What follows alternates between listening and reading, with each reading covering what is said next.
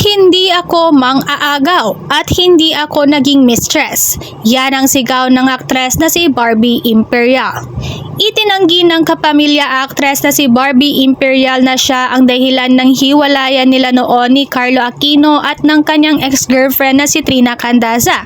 At mariing pinabulaanan ang anumang pagkakasangkot sa hiwalayan ng mag-asawang Richard Gutierrez at Sara Labati. Nilinaw niya na close friends lang sila ni Richards at wala nang iba. Kaya naman dumalo sa birthday niya ang tita niyang si Annabel Rama na malapit din sa kanya. Sa kanyang vlog, sinabi ni Barbie Imperial ang ilang mga negatibong komento tungkol sa kanya. Hey, kailan sila nag-break? Kailan naghiwalay sina Carlo at Trina? Matagal nang nakakalipas at may pamilya na si Carlo. Hindi patas sa kanila na ilabas muli ang isyong ito. Tapos gumawa kami ng movie ni Carlo a year after mag-break sina ni Carlo at Trina. At ngayon sinisisi mo na naman ako, tugon ni Barbie. Kung matatandaan din, ilang taon nang nakalipas, nagkatrabaho sina Barbie Imperial at Carlo Aquino sa pelikulang I Love Lizzie.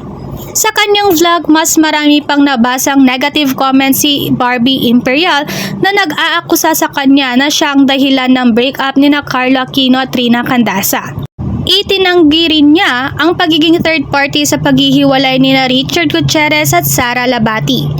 It seems like people are eager for me to be a mistress, right? Every time a couple breaks up, it's always me. But there's no proof that it's actually me. And hello, I already said this is my last vlog. I am not a mistress. I'm not, okay? Saad ni Barbie. Inamin din ni Barbie Imperial na apektado pa rin siya kapag nababasya siya ng mga batikos. To be honest, of course, I'm just human. And it does affect my mood a little, but I make sure that what people say doesn't get into my head. I've been in showbiz for quite a while, so I'm somewhat used to it, say ni Barbie. Nagbigay din ng payo si Barbie Imperial sa mga nakakaranas ng online bashing tulad niya. With even a small mistake on social media, people will really notice you. For me, a little tip is that if you know who you truly are, and you know that what they're saying isn't true, just read it. If what you did was really wrong, it's also a good way to reflect, even if what they're saying hurts a lot. When they bash me, and I know I was wrong, and then a lot of people comment on what I did, I use it as a way to improve myself. Not all bashers are there just to hurt you. Some are for character development, saad ni Barbie.